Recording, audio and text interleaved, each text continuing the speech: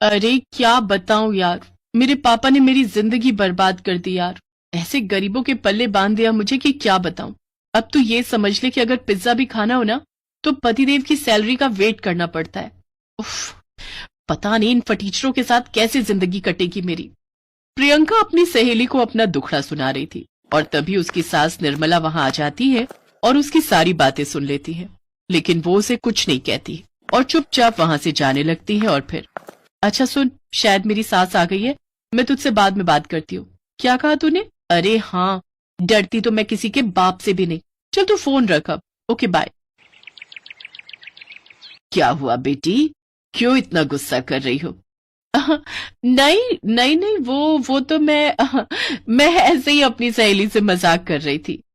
अच्छा अच्छा, तुम्हें कटहल बनाना तो आता है ना? कटहल? नहीं नहीं, मैंने कभी नहीं बनाया, मुझे नहीं आता। चलो कोई बात नहीं, मैं बना दूंगी। तुम तब तक छत से कपड़े उतार लाओ, वो सूख गए होंगे। अच्छा ठीक है। निर्मला के पति की मौत बहुत पहले ही हो गई थी। उसने बड़ी मुश्किल से अपने बेटे अमन को पाल पोस कर बड़ा किया था।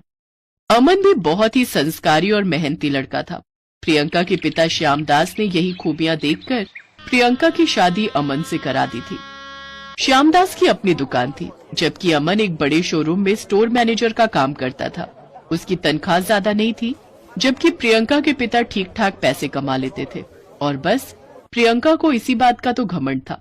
फिर एक दिन, प्रियंका कहाँ हो? देखो मैं तुम्हारे लिए क्या लाया हूँ। क्या लाए हो, दिखाओ तो।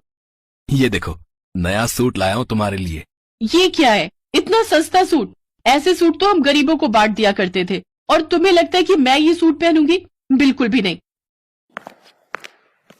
मुझे दिखा तो। अरे वाह, ये तो बहुत ही सुंदर सूट है। प्रियंका बेटी, जब ये सिलकर तैयार होगा ना तो तुम पर बहुत ही अच्छा लगेगा। ऐसा है, मैं कोई दूध पीती बच्ची तो हूं नहीं जो आपकी बातों में आ जाऊंगी। ये 2 कौड़ी का सूट मुझे नहीं चाहिए।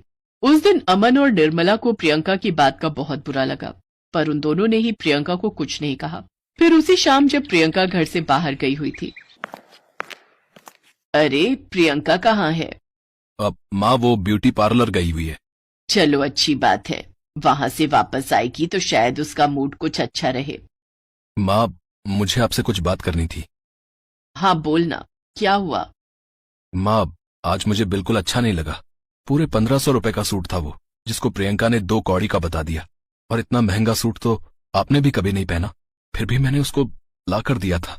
कोई बात नहीं बेटा, मेरी अब उम्र थोड़ी है इतना महंगा सूट पहनने की। और दूसरी बात यह है कि वो थोड़ा बड़े घर से आई है ना, तो उसे थोड़ा वक्त लगेगा अभी हमारे साथ घुलने मिलने में। तू फिक्र मत कर। पर माँ, मुझे बहुत गुस्सा आया था उस वक्त।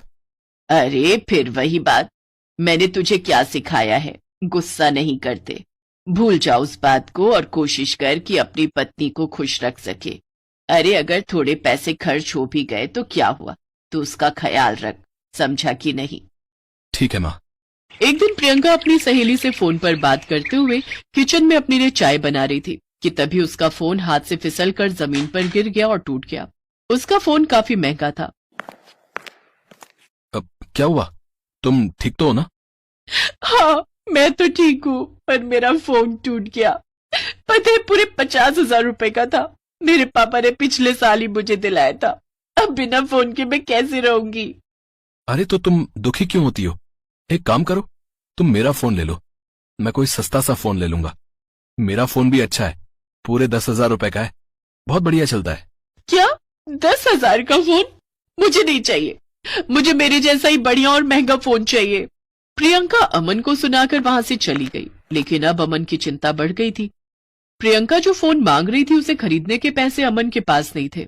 वो काफी देर तक सोचता रहा और फिर वहां से चला गया। फिर अगली शाम को, मम्मी ये अभी तक आए नहीं, कुछ बताकर गए थे क्या आपको? हाँ, कह रहा था कि ऑफिस में बहुत काम है, 2-3 घंटे लेट हो जाएगा। इतना काम करके भी तनख्वाह देख लो क्या मिलती है। ऐसे ही अमन अब हर रोज घर देर से आता। प्रियंका उस पर बहुत गुस्सा करती और उस पर नौकरी बदलने का दबाव भी डालती, लेकिन अमन उससे कुछ नहीं कहता। एक दिन प्रियंका के घर उसकी सहेली आई जिससे वो अक्सर फोन पर बात किया करती थी। चल ना कहीं बाहर चलते हैं। हाँ चल यार, यहाँ तो मेरा दम घुटता है, कहीं खुले में चलते हैं। खुले में क्यों, किसी रेस्टोरेंट में बैठते हैं ना। पर मेरे पास ज्यादा पैसे नहीं है यार। तू फिक्र क्यों करती है, मैं हूं ना, चल बिल मैं पे करूंगी, ओके। प्रियंका खुशी खुशी पारुल के साथ चल दी। वो दोनों एक रेस्टोरेंट में पहुंचे। तभी पारुल ने एक वेटर को देखा और उसे आवाज लगाई। जैसे ही वो वेटर उनके पास आया, वो प्रियंका को देखकर चौंक गया और प्रियंका उसे देखकर चौंक गई, क्योंकि वो अमन था।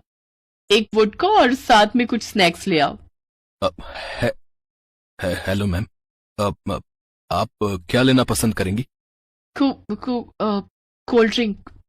पारुल को कुछ पता नहीं था, वो तो बस बोले जा रही थी, लेकिन प्रियंका के मन में हजार सवाल उठ रहे थे। वो शाम को जब घर पहुंची तो उसने देखा कि अमन वहीं उसके इंतजार में खड़ा था।